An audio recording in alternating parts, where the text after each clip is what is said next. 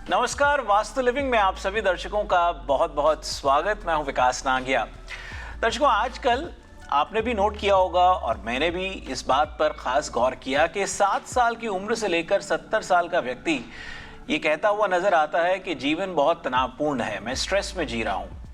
हो सकता है कि ये कोई परिस्थिति ऐसी हो जो आपके साथ कभी कभार आती हो, लेकिन यदि निरंतर ये परिस्थिति बनी हुई है तो इस बात को समझना होगा कि कहीं कोई वास्तु दोष तो नहीं, कहीं आप किसी ऐसे माहौल, किसी ऐसी परिस्थिति में तो नहीं जहां वास्तु आपको मदद कर सकता हो। इसी को एक विषय अनुसार लेते हुए आज हम अपनी वास्तु और फंक्शुई कंसल्टेंट पल्लवी जी के साथ बातचीत करेंगे वास्तु एंड स्ट्रेस विषय पर।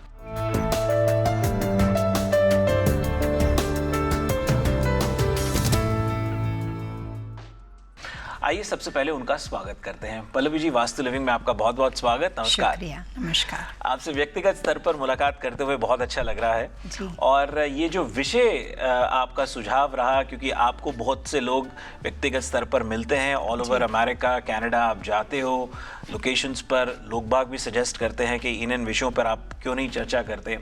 मुझे लगता है ये जो तनाव का जो विषय है वो आज के फेज़ का, आज के दौर का बहुत ही अहम विषय है, जहाँ व्यक्ति को मेडिकल हेल्प तो लेनी ही चाहिए। बहुत अगर डिप्रेशन में है, स्ट्रेस में है, तनाव है, लेकिन कहीं अगर वास्तु मदद कर सकता है तो वो आप हमें गाइड कीजिए किस तरह से कर सकता है। सबसे पहले तो बहुत अच्छा विषय इसलिए है क्योंकि स्ट्रेस जो है वो एक ऐसी कॉमन समस्या है जो शायद हर घर में दिखाई देती है। कोई भी इंसान कहीं पे भी रहता हो, किसी कंट्री में भी रहता हो, लेकिन आज की जो मॉडर्न लाइफस्टाइल है, हम हर चीज़ के पीछे भागते हैं, रिलेशनशिप को बचाने की कोशिश करते हैं, करियर को बचाने की कोशिश करते हैं, तो उसमें स्ट्रेसफुल लाइफ में रहना या स्ट्रेसफुल कंटिन्यूस बने रहना वो स्वाभाविक हो जाता है। हमें पता भी नहीं होता है और हम लोग हमेशा लाइफ स्ट्रेस में जीते हैं। स्ट्रेस और डिप्रेशन दोनों एक दूसरे के पहलू है। मैंने यहाँ पे अपनी प्रैक्टिस में ये देखा है, शायद अमेरिका के अलावा काफ़ी सारी कंट्री होगी, लेकिन हर कंट्री में आपको हर घर में स्ट्रेस और डिप्रेशन तो आराम से दिखाई देंगे। कई बार उनको पता भी नहीं होता है कि मैं डिप्रेशन में हूँ, लेकिन बहुत सारी रिस्पॉन्सिबिलिटी, बहुत सारी चाह, अपनी विश पूरी करने की भावना जो होती है, उसमें जब भी आदमी फेल होता है या कोई चीज़ आगे पीछे हो जाती है, आदमी स्ट्रेसफुल लाइफ में अपने आप ही आ ही जाता है। बहुत नेचुरल बात है। लेकिन स्ट्रेस को वास्तु के साथ क्यों संबोधित किया जाता है? स्ट्रेसफुल के लिए, लाइफ के लिए, स्ट्रेस निकालने के लिए लोगों के पास अलग अलग प्रयोग होते हैं। मेडिटेशन करते हैं लोग, योगा करते हैं, अलग अलग तरह के उपाय करते हैं, जो सदंतर लिए सब सही है जी। लेकिन वास्तु का इसमें बहुत गहरा रोल है, वो मैं आपको बता सकती हूँ कि कैसे। उसके लिए मैं आपको ये कहना चाहूँगी कि बहुत सालों पहले वास्तु शास्त्र के साथ मैं जुड़ी कैसे, मेरी वास्तु के साथ एक आत्मीयता किस तरह से बनी। तो मेरे पिताजी जो थे वो अहमदाबाद गुजरात में काफ़ी अच्छी पोस्ट पे, बहुत रिस्पॉन्सिबिलिटी वाली जॉब में थे, गवर्नमेंट जॉब में थे। और उनका काम ये था कि जब भी जिस सेक्टर में जहाँ पे भी कहीं प्रॉब्लम्स होता था उनको ट्रांसफ़र किया जाता था। तो वो अपना काम अपने सारी टीम के साथ सक्सेसफुल करने के लिए थोड़े स्ट्रिक्ट रहते थे, कुछ रूल्स अप्लाई करने होते थे। तो जब कभी वो घर में आते थे तो उनको अपने यहाँ पे जो भी कामकाज के अंदर सारा जो तनावपूर्ण व्यवस्था था उसकी वजह से उनको घर में आके फिर अपनी बातचीत करते थे। तो मेरी मदर को हमेशा लगता था कि उनका काम और उनका जॉब रोल ऐसा है जिसकी वजह से वो खुद बिना मतलब, जबकि पर्सनल स्ट्रेस कुछ नहीं है but because of the workload, तो वो स्ट्रेस में रहते थे। तो उसकी वजह से हम कोशिश करते थे कि एवरी ईयर हम वेकेशन करें, कहीं बाहर जाए, ताकि वो अच्छी तरीके से अपने आप को फ्रेश फील कर सके। जब हम बाहर जाते थे वेकेशन पे, तब कोशिश होती थी कि बीच के पास जाया जाए। वो रिलीजियस लोग थे तो कोशिश होती थी कि अच्छे अच्छे आश्रम, मेडिटेशन सेंटर में जाया जाता था। तो जब कभी हम वहाँ पे जाते थे तो वहाँ पे एक ख़ास तरह का स्ट्रक्चर बनता था। मेडिटेशन सेंटर में आप जाते हो, उसके अंदर ख़ास तरह की उसकी बिल्डिंग की एक रचना बनाई जाती है ताकि जो लोग वहाँ पे आते हैं उनको बहुत अच्छी काम, कूल और हारमोनियस फीलिंग आए।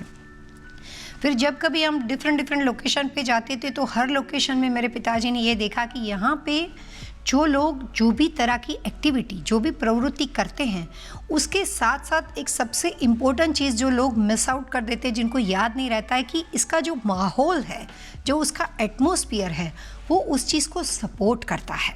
जैसे अगर आप अरविंदो आश्रम में जाओगे तो वहाँ पे एक खास तरह का एक पूरा जो उनका क्रिस्टल रूम बना हुआ है। ओशो रजनीश के पास पूना वगैरह आप वहाँ पे जाओगे तो वहाँ पे भी एक स्पेशल तरह के मेडिटेशन रूम के साथ एक खास स्ट्रक्चर डिज़ाइन किया है। तो इसका मतलब ये है कि आप जो भी एक्टिविटी करना चाहते हो, जिस तरह की अचीवमेंट को आप लेना चाहते हो, उसके साथ साथ कंस्ट्रक्शन स्ट्रक्चर का बहुत बड़ा गहरा रोल हो जाता है। आप मेडिटेशन बनाने के लिए क्रिस्टल का अप्लाई करते हो, मेडिटेशन सेंटर बनाने के लिए आप बिल्डिंग की आमतौर पे हाइट को बढ़ाते हो, यानी कि उसका जो सेंटर होता है, जो उसका ब्रह्मस्थान होता है, उसको हाइट पे रखा जाता है। अगर हम बात स्पिरिचुअल लोकेशन की करें, चर्च, टेम्पल, कोई भी तरह के अलग अलग रिलीजियस के साथ जुड़े हुए स्पिरिचुअल लोकेशन की करें, तो वहाँ पे भी एक अहम रोल ये होता है कि जिस तरह के देवी देवता की आप स्थापना करते हो उसके साथ आपको एक बिल्डिंग का स्ट्रक्चर बनाया जाता है। तो इसका मतलब ये हुआ कि स्ट्रेसफुल लाइफ में जो भी तरह के मेडिटेशन या योगा वगैरह आप करते हो, उसके साथ साथ वो माहौल बहुत इम्पोर्टेंट है कि आप कहाँ पे बैठते हो, किस जगह पे बैठते हो, आसपास का इन्वायरमेंट कैसा है, वहाँ पे कलर्स कॉम्बिनेशन क्या है, वहाँ का रखरखाव क्या है, और वो सारी चीज़ मिला के आपको एक खास अनुभूति, आपको स्पेशल फीलिंग वहाँ पे करवाती है। बिल्कुल सही कहा आपने पल्लवी जी, क्योंकि मैंने इस बात का आभास किया है कि कई लोग जब अपने घर से निकलते हैं, काम पर आते हैं, तो कुछ लोगों का ऐसा कहना होता है कि भाई मैं घर में बिल्कुल ठीक ठाक था या थी, काम पर आई तो यहाँ आकर के एकदम स्ट्रेस हो गया। जी, जाहिर है काम का स्ट्रेस भी हो सकता है या माहौल का हो सकता है कि वहाँ का रखरखाव ऐसा है, स्ट्रेस हो गया। अब कई लोग ऐसे भी होते हैं जो ये घर पहुँच करके कहते हैं यार मैं काम पे बिल्कुल ठीक था, I was fine interacting with people, मेरे को वहाँ का माहौल सब, घर आते ही मुझे तनाव लगता है, घर आते ही मुझे स्ट्रेस लगता है। मतलब ऐसी परिस्थिति हो जाती है कि या तो ये व्यक्ति कहे कि भाई मुझे इसका घर, किसी का चेहरा या कोई व्यक्ति कोई पसंद नहीं है, लेकिन जब घर ही खाली है उसके बाद भी आपको किसी बात का तनाव है। अब वो तनाव जो है वो एक दिनचर्या का हिस्सा बन जाता है, वो हमारी पर्सनालिटी का हिस्सा बन जाता है, हमें इस कदर रच बस जाता है कि जहां भी हम जाते हैं वो हमारे साथ चलता है। लेकिन कुछ लोकेशंस पे पहुंच करके सुकून मिलता है। इसको किस तरह से डिफाइन करेंगे? वास्तुशास्त्र में तनाव और स्ट्रेस का दूसरा नाम है क्लटर। घर के अंदर जब बहुत सारा क्लटर इकट्ठा हो जाता है तो घर में बदबू आती है और घर क्लीन नहीं रहता है। तो पहला हम सफाई करना शुरू करते हैं। वैसे हमारे माइंड, बॉडी और सोल में, यानी कि हमारे विचारों के अंदर कई बार जाने अनजाने में आसपास के एटमॉस्फेयर की वजह से, रिस्पॉन्सिबिलिटी की वजह से काफ़ी अलग अलग फैक्टर हो सकते हैं, लेकिन हम जाने अनजाने में काफ़ी स्ट्रेसफुल सिचुएशन में अपने आप को ले जाते हैं या हम चले जाते हैं और हमें पता भी नहीं होता है। और उसके बाद जैसे जैसे एज आगे बढ़ती है वो स्ट्रेस वहीं पे बना रहता है। इसका मतलब ये हुआ कि पुराना क्लटर निकला नहीं है और उसके ऊपर दूसरा जमा होना शुरू हो जाता है। बचपन में जब पढ़ते थे तब स्टूडेंट में पढ़ाई करने का, यानी कि अव्वल नंबर आने का स्ट्रेस हो जाता था। एक एज के बाद शादी कब होगी उसका स्ट्रेस हो जाता है। लाइफ पार्टनर अच्छा मिलेगा कि नहीं उसका स्ट्रेस हो जाता है। बच्चों के बाद आगे चलने कुछ ना कुछ लाइफ में जो रोटेशन है, जो जीवन की जो पूरी हम ये कह सकते हैं कि एक घटमाला बनी हुई है, जो जीवन की प्रक्रिया है, उसमें आदमी जाने अनजाने में स्ट्रेस में चला जाता है। लेकिन वो स्ट्रेस में जब चला जाता है और जब तक पूरा भर नहीं जाता है और वो स्ट्रेस एकदम अलग अलग तरह से उसके स्वभाव में नेगेटिविटी बनकर ब्लास्ट नहीं होता है, तब तक आदमी को इस बात का एहसास ही नहीं होता है कि वो धीरे धीरे क्लटर उसके अंदर जमा हो गया है।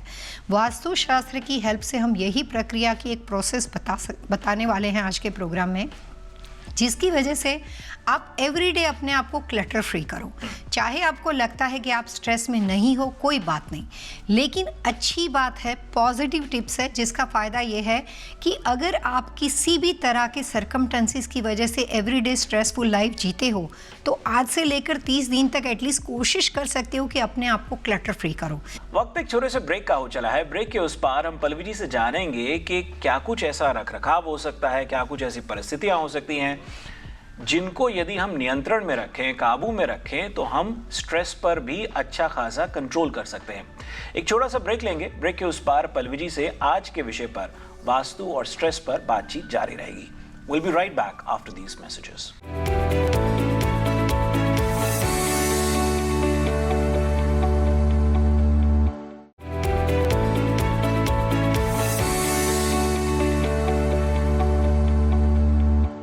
ब्रेक के बाद वास्तु लिविंग में आप सभी दर्शकों का एक बार फिर से बहुत बहुत स्वागत। मैं हूं विकास नागिया। आज हम अपनी वास्तु और फंक्शुई कंसल्टेंट पल्लवी जी से बातचीत कर रहे हैं वास्तु एंड स्ट्रेस विषय पर। पल्लवी जी, कार्यक्रम में आपका एक बार फिर से स्वागत। ब्रेक से पहले बहुत अच्छे उदाहरण और कई ऐसी परिस्थितियों का आपने उदाहरण दिया कि कुछ ऐसे फैसले हो जाते हैं जिनकी कुछ ऐसी चॉइसेस हम करते हैं और उनकी वजह से रिग्रेट करते हैं और उनकी वजह से स्ट्रेस होता है। ये तो एक हुआ कि हमारे फैसलों का कुछ आपने तवज्जो रख रखाव पे भी दिया था जी। मैं वो वास्तु दोष समझना चाहता हूँ। क्लटर फ्री वाली बात आपने बहुत अच्छी समझाई, लेकिन क्या कुछ और ऐसी चीज़ें हैं जिनको हमें ध्यान में रखना चाहिए जिससे हमारा जीवन बेहतर हो सके? जैसे मैंने कहा कि आप कोई भी अच्छी लोकेशन पे जाते हो जहाँ पे आपको हार्मोनियस फीलिंग आती है, तो उसका एटमॉस्फेयर, उसका माहौल उसमें बहुत ज़्यादा इम्पोर्टेंट होता है, जिसको हम कई बार भूल जाते हैं। हमारा फोकस ये होता है कि हम फला लोकेशन पे गए थे और वहाँ पे हमें अद्भुत अनुभूति हुई और वहाँ पे हमें शांति मिली। तो जो हिल स्टेशन पे आप जाते हो, वाटर बॉडी के पास जाते हो, तो वाटर एलिमेंट का बहुत बड़ा रोल होता है जिससे आपको पीस एंड हार्मनी फील होती है। तो वास्तुशास्त्र जो है वो पूरा जो सब्जेक्ट है वो आपके आसपास का जो रखरखाव है, जहाँ पे आप बैठे हो, जहाँ पे आप खड़े हो, जहाँ पे आप पूरे दिन भर में मॉर्निंग से लेकर इवनिंग तक अपना टाइम स्पेंड करते हो, चाहे आपका घर हो, चाहे आपकी वर्क स्पेस हो, जो भी लोकेशन हो, जहाँ जहाँ आप रहते हो, वो चीज़ का माहौल अगर आप क्लटर फ्री रखते हो तो उसका काफ़ी अच्छा और पॉजिटिव इफ़ेक्ट आपके स्ट्रेस के ऊपर होगा कि आसपास से स्ट्रेस आता है लेकिन आपने अपने आसपास एक ऑरा क्रिएट किया है जिसकी वजह से स्ट्रेस आपको छू नहीं पाता और आपके पास से वापस चला जाता है। तो हम ये नहीं डिनाल कर सकते हैं कि लाइफ में जो इतने सारे अलग अलग तरह की जिम्मेदारियों की वजह से स्ट्रेस बिल्कुल नहीं होना है, ऐसा नहीं हो सकता। क्योंकि जाने अनजाने में अगर आप कहीं फ़्लाइट में निकले हुए हो और आपकी फ़्लाइट मिस हो जाती है, आपको स्ट्रेस हो जाता है, तो ऐसी छोटी छोटी बातें तो लाइफ में होती रहेगी। सबसे इम्पोर्टेंट ये है कि हम अपने आप को स्ट्रेस से दूर कैसे रख सकें, और उसके लिए जैसे मैंने आपको अपने पिताजी की बात की थी, तो उन्होंने ये सारी चीज़ को समझ के इस बात पे फोकस किया कि आसपास का एटमॉस्फेयर अगर इतना पावरफुल है कि आदमी को तनावपूर्ण व्यवस्था में भी बहुत ही काम और अच्छी फीलिंग दे सकता है, चाहे कुछ पल के लिए क्यों ना सही, कुछ घंटों के लिए कुछ ना सही। तो अगर यही एटमॉस्फेयर अगर मैं अपनी ऑफिस लोकेशन में बनाता हूँ, यही एटमॉस्फेयर अगर मैं अपने घर में क्रिएट करता हूँ, तो यही अनुभूति और यही फीलिंग मेरे साथ हमेशा रहेगी। और ये बात को सोच के वहाँ से इंस्पायर होकर उन्होंने वास्तुशास्त्र के बारे में पढ़ना शुरू किया कि वास्तुशास्त्र सब्जेक्ट क्या है, उसका इम्पोर्टेंट क्या है और किस तरह से आप अपने आसपास का एटमॉस्फेयर जो है वो पॉजिटिव और हैप्पीनेस वाला कर सकते हो। तो उन्होंने सिर्फ मेडिटेशन की मुद्रा और योगा मुद्राओं पे फोकस नहीं किया, वो तो उनको डेफिनेटली पसंद आई, लेकिन उन्होंने उस बात का फोकस किया कि एक्टिविटी का 50% रोल है तो एटमॉस्फेयर का भी इसमें 60% रोल है या 50% रोल है। तो वही एटमॉस्फेयर को तो मैं यहाँ से लेकर जा सकता हूँ, क्योंकि फीलिंग मेरे साथ तभी आ सकती है जब यही माहौल मैं अपने आसपास क्रिएट कर सकता हूँ। और वहाँ से वो वास्तव में इंस्पायर हुए। उन्होंने अलग अलग तरह के जो हमारे धार्मिक वेद ग्रंथ है, गरुड़ पुराण है, विश्वकर्मा जी का वास्तुशास्त्र की लिखी हुई जो बुक है, वो सारी चीज़ें पढ़ते पढ़ते फिर उन्होंने अपने आप को बैलेंस किया वास्तुशास्त्र की मदद से अपने बिजनेस में, अपने काम में, और वहाँ से जो उनको पॉजिटिव फीलिंग आनी शुरू हो गई, फिर उन्होंने धीरे धीरे अपने घर के लोगों को और मुझे सिखाना शुरू किया और वैसे मेरी वास्तु की जर्नी शुरू हुई। तो सबसे पहली बात ये स्ट्रेस जो है, जब कभी कहीं बात मैं स्ट्रेस की सुनती हूँ, मुझे लगता है कि मेरी ज़िंदगी को बदलने में ये फाउंडेशन की ब्रिक है, इसकी वजह से शायद मैं वास्तु के अंदर इन्वॉल्व हो गई। तो जैसे अभी आपने कहा कि सबसे पहले क्लटर फ्री आदमी को कैसे रखा जाएगा और आसपास का रख रखाव कैसे होना चाहिए, तो मैं ये पूरे प्रोग्राम में बहुत अच्छी छोटी छोटी बहुत ही सिंपल टिप्स देने की कोशिश करूँगी जो हर व्यक्ति अपने वर्क स्पेस में यानी बिजनेस माहौल में, अगर आपका खुद का बिजनेस हो, एम्प्लॉय के इशू हो, बहुत सारे इशू हो सकते हैं, लेकिन जहाँ पे आप बैठते हो या अगर आप जॉब करते हो तो जहाँ पे आप बैठते हो वहाँ पे आप अप्लाई करो। और या फिर जब कभी घर में आते हो तो आप अपने घर में जहाँ पे भी आपके बैठने की सबसे ज़्यादा जगह बनी हुई हो, जैसे आदमी घर में आके फैमिली रूम में ज़्यादा बैठता है, अपने मास्टर बेडरूम में वो ज़्यादा होता है। बच्चों के बारे में स्ट्रेस रिमूव की बात करें तो बच्चे अपने कमरे में ज़्यादा रहते हैं। तो जिस एज के व्यक्ति के बारे में बात है, उनका जहाँ जहाँ उठना बैठना हो दिन भर में, उसके आसपास के एरिया में ये सारी स्ट्रेस से दूर रहने की टिप्स को आप वास्तु की टिप्स को अप्लाई कर सकते हो। और जैसे जैसे इसका पॉजिटिव रिजल्ट आपको दिखाई दे, आप हमें टीवी एशिया पे इसका फीडबैक देना बिल्कुल नहीं भूलना, ताकि दूसरे लोग इससे इंस्पायर हो सके और अपनी डेली लाइफ में वास्तु की टिप्स को अप्लाई कर सकें। जी देखिए, पल्लवी जी ने फीडबैक की बात करी है, तो आप ज़रूर हमें लिख सकते हैं vastu@tvasiausa.com पर। और पल्लवी जी से यदि आप सीधा संपर्क करना चाहते हैं, उन्हें सीधा फीडबैक देना चाहते हैं, तो आप लॉग ऑन कर सकते हैं pallavichellawada.com पर। पल्लवी जी, यहाँ एक चीज़ और कि अब उत्सुकता बढ़ती जा रही है, मैं आपसे सीधा टिप्स जानना चाहूँगा, वो क्या क्या ऐसी चीज़ें हैं जिनको हम ध्यान में रखें जिससे हम स्ट्रेस फ्री रह सकते हैं।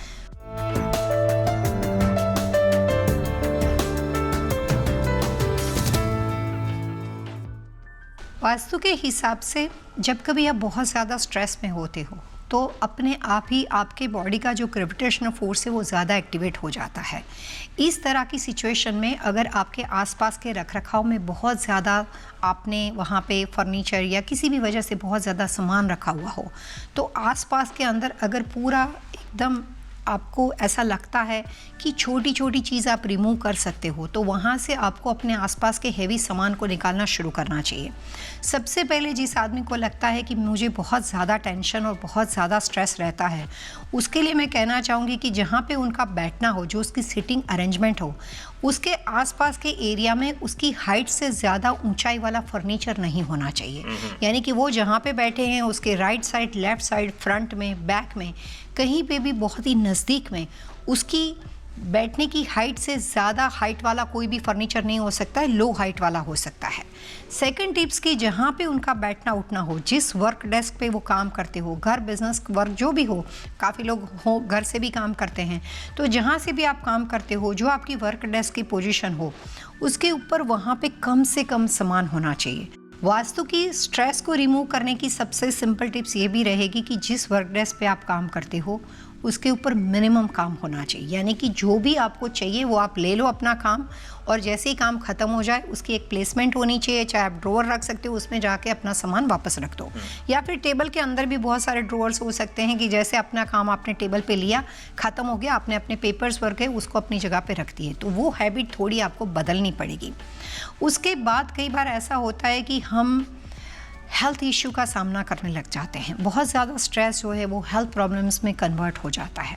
अगर आपको लगता है कि स्ट्रेसफुल लाइफ की वजह से, जाने अनजाने में स्ट्रेसफुल लाइफ की वजह से आपके हेल्थ इशू शुरू हो गए हैं, तो आपको ये भी देखना है कि जिस जगह पे आप बैठते हो वहाँ पे जो भी आपकी सीलिंग की रचना है, वहाँ पे या आपके आसपास में कहीं नज़दीक में कोई भी बीम और कॉलम की व्यवस्था नहीं होनी चाहिए। अगर आप स्ट्रेस में बहुत ज़्यादा बने हुए हो, हेल्थ इश्यू शुरू हो चुके हैं, और अगर आप बीम कॉलम के पास बैठते हो कॉन्स्टेंटली, तो इस कंडीशन में आपके हेल्थ इश्यू जो है वो बढ़ना शुरू कर देंगे। चाहे आप मेडिकेशन सही तरीके से कितनी भी लोगे, लेकिन उसमें से निकलते निकलते बहुत टाइम लग जाएगा। As a my practice consultant होने के नाते मैं ये कह सकती हूँ कि ना के बराबर हो जाएगा। यानी कि दवाइयाँ भी स्ट्रेस की तरह आपकी ज़िंदगी का हिस्सा बन जाएगी, लेकिन आप उसमें से निकल नहीं पाओगे। जी, हेल्थ तो बहुत ही सिग्निफिकेंट एस्पेक्ट है, क्योंकि जान है तो जहान है। सेहत के बगैर कुछ हो नहीं सकता। मुझे याद आता है कि पिछले 2 एपिसोड्स में हमने कलर्स के बारे में बात करी थी, कलर्स ऑफ 2023। अब यहाँ जब हम स्ट्रेस की बात कर रहे हैं, रखरखाव की बात कर रहे हैं, तो थोड़ा कलर्स के बारे में भी गाइड कीजिए कि कौन से ऐसे फ्रेंडली कलर्स हैं जिनको देख कर के बहुत अच्छा फील होता है, उमंग में फील होता है, जिससे तनाव खुद ब खुद दूर हो जाता है। स्ट्रेस में मैंने अपनी प्रैक्टिस के दौरान 2 बातों का ध्यान में रखा है। कई बार वास्तु की टिप्स को मैं अप्लाई करती हूँ, फिर व्यक्तिगत चॉइस बहुत इम्पोर्टेंट हो जाती है। जैसे कई बार मुझे लगता है कि ये व्यक्ति की ज़्यादातर स्ट्रेस की समस्या जो है वो दिमागी तौर पे है। उसको लगता है कि मेरे साथ सब कुछ नेगेटिव होता है, और वो इतने ज़्यादा स्ट्रेसफुल हो चुके हैं कि अपनी मेंटालिटी, थॉट प्रोसेस को बदलने के लिए तैयार नहीं है। तो वहाँ पे हम वाटर एलिमेंट के कलर को सबसे ज़्यादा प्रेफर करते हैं और सजेस्ट करते हैं। वास्तु के हिसाब से जब हमें ये लगता है कि रिलेशनशिप से रिलेटेड बहुत ज़्यादा डिवोर्स हो चुका है, ब्रेकडाउन, बहुत ज़्यादा प्रॉब्लम्स हो रहे हैं और जिसकी वजह से इनकी लाइफ जो है वो बहुत ज़्यादा तनावपूर्ण हो चुकी है, तो वहाँ पे हम रोज़ पिंक यानी कि फ्लावर कलर्स का इस्तेमाल जो होते हैं, जितनी भी फ्लावर्स के साथ कलर्स आप देखते हो उसमें फ्लावर कलर का इस्तेमाल किया जाता है, लेकिन रोज़ पिंक को ज़्यादा उसमें अप्लाई किया जाता है।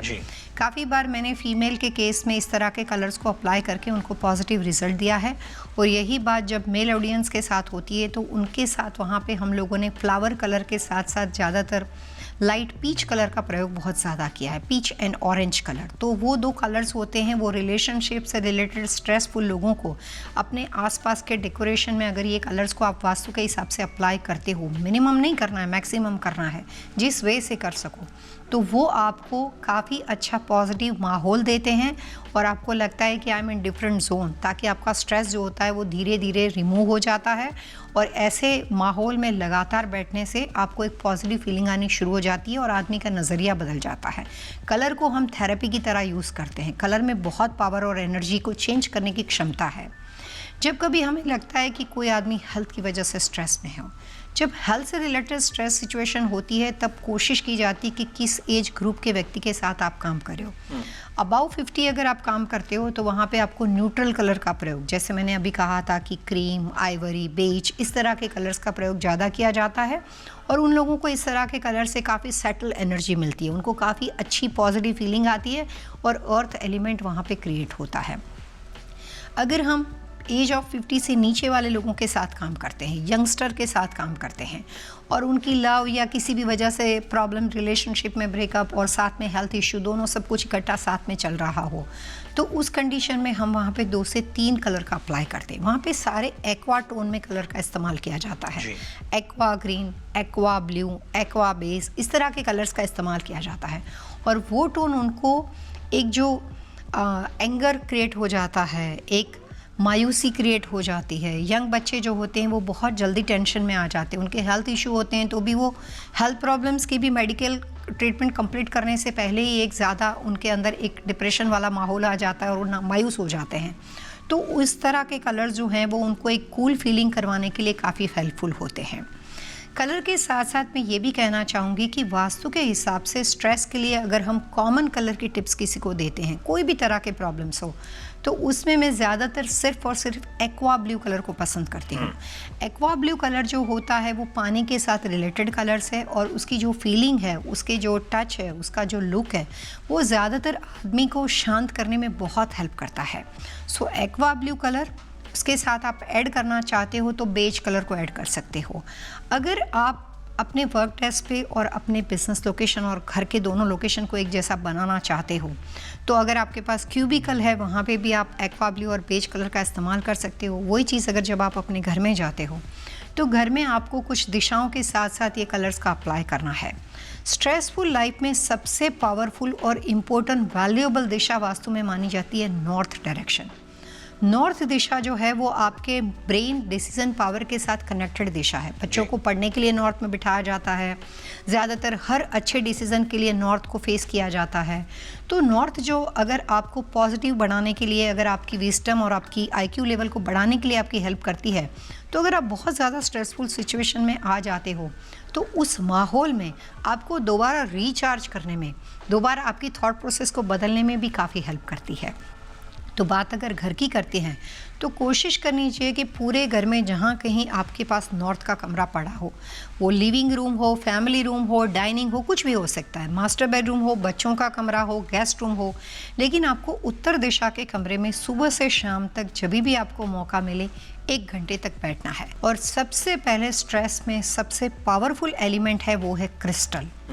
क्रिस्टल का प्रयोग आपको अपने आसपास के एरिया में करना है। अगर हम ज़ोडिएक स्टोन के बारे में बात करते हैं तो एमेथिस्ट रॉक का आपको अपने आसपास प्रयोग करना है रोज सुबह में उठ के अगर आप अपने काम के लिए जाते हो और सेम एनर्जी को आप अपने साथ लेकर जाना चाहते हो, तो आप अपने राइट हैंड साइड से सिंपल अपने एमेथिस्ट रॉक के ऊपर अपना सिंपल ऐसे हाथ घुमा सकते हो। जैसे आपने सुना होगा कि काफ़ी लोग बोलते हैं कि लाफिंग बुद्धा की अगर बेली पे अगर आप हाथ घुमाते हो तो आपकी विश पूरी होती है। वैसे अगर आप अपने घर से बाहर बहुत ज़्यादा एनर्जी लेके जाते हो, तो आप अपने दिन भर जहाँ पे आपने बैठने के लिए जिस नॉर्थ वाले कमरे में आपने एमेथिस्ट और क्रिस्टल का कॉम्बिनेशन बना, मतलब वहाँ पे डेकोर रखा हुआ है, तो वहाँ पे भी आप अपने राइट हैंड साइड से टच करके आप वहाँ पे जाते हो। ये सारी सिंपल टिप्स सुनने में बहुत ही नॉर्मल लगती है, लेकिन ऐसा माहौल जब आप क्रिएट करोगे तो आपको एक अद्भुत फीलिंग आएगी। पल्लवी जी, ये सारे टिप्स नॉर्मल के साथ साथ बड़े दिलचस्प भी हैं। एक छोटा सा ब्रेक लेते हैं। ब्रेक के उस पार पल्लवी जी से आज के विषय पर बातचीत को जारी रखेंगे। बहुत जल्द हाजिर होंगे।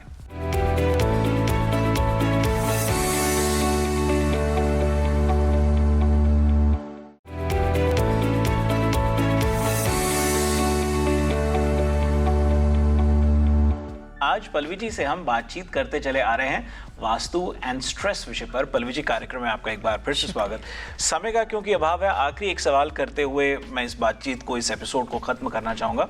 खास ये कि जब आपने कहा कि यदि वो पॉजिटिव एनर्जी आप अपने साथ लेके आगे चलना चाहते हैं, एमेथिस्ट रॉक पर अपना हाथ रख लें, या क्रिस्टल की आपने बात करी, और बिल्कुल ये समझ लीजिए कि आपने मेरा दिमाग, मेरे जो मन में सवाल था वो पढ़ लिया था शायद, और वो यही था कि रख रखाव की बात तो एक रही, लेकिन क्योंकि ये स्ट्रेस की जो एक परिस्थिति है ना, वो हमारे पर्सनालिटी का हिस्सा बन जाती है। तो मैं आपसे सिर्फ आखिरी सवाल के तौर पे ये पूछना चाहता था कि क्या कुछ हम ऐसा पहन सकते हैं, या ऐसे कुछ रंग के कपड़े पहन सकते हैं, या कोई ऐसी ज्वेलरी पहन सकते हैं, कुछ ऐसी चीज़ें अपने साथ लिए चल सकते हैं जिनसे हम स्ट्रेस फ्री फील करें? जैसे एस्ट्रोलॉजी के अंदर कोई भी आदमी को शांति के लिए पल संबोधित किया जाता है। वास्तु में ऐसी सिंपल छोटी छोटी टिप्स है जो आप अपने साथ कैरी करके भी ले जा सकते हो। मार्केटिंग के बिजनेस में हो, 3-4 दिन बाहर रहते हो, मैं खुद ट्रैवल इतना करती हूँ, 2-2, 3-3 दिन तक कभी कैलिफोर्निया रहना पड़ता है, तो उस वक्त ऐसा मौका नहीं मिलता है कि घर के अंदर जाकर हम वापस दोबारा अपने आप को रिचार्ज कर सके, राइट। तो उस कंडीशन में ऐसी काफ़ी सारी प्रोडक्ट्स वास्तु में है जो आप अपने साथ कैरी करके भी लेकर जा सकते हो। उसमें मैं सिंपल 2-3 चीज़ कहना चाहूँगी। कुछ खास तरह के चार्म कार्ड आते हैं जिसके अंदर एक यिन यांग का सिंबल बना हुआ होता है। कुछ ऐसे वास्तु के अंदर ऐसे चार्म कार्ड आते हैं जिसके अंदर कुछ खास तरह के गैलपिंग हॉर्सेस बने हुए होते हैं जो आप अपने साथ लेकर भी जा सकते हो। लेकिन उससे भी सिंपल मैं टिप्स देना चाहूँगी कि अगर आप कोई भी वुड की बनी हुई चीज़, जैसे तुलसी की माला है जो मार्केट में आसानी से मिल जाती है, उसके ब्रेसलेट भी मिल जाते हैं, रुद्राक्ष जो कि आसानी से मिल जाते हैं, तो वो चीज़ें भी आपको सपोर्ट करती है। जब तक आप अपने घर से बाहर जाकर वापस घर में नहीं आते हो, तब तक आपको न्यूट्रल रखने के लिए। अगले अंक में एक नए विषय के साथ हम फिर से हाजिर होंगे। पल्लवी जी, अगले अंक तक के लिए आइए दर्शकों से मिलकर के आगे लेते हैं। Wish you all happy vastu living.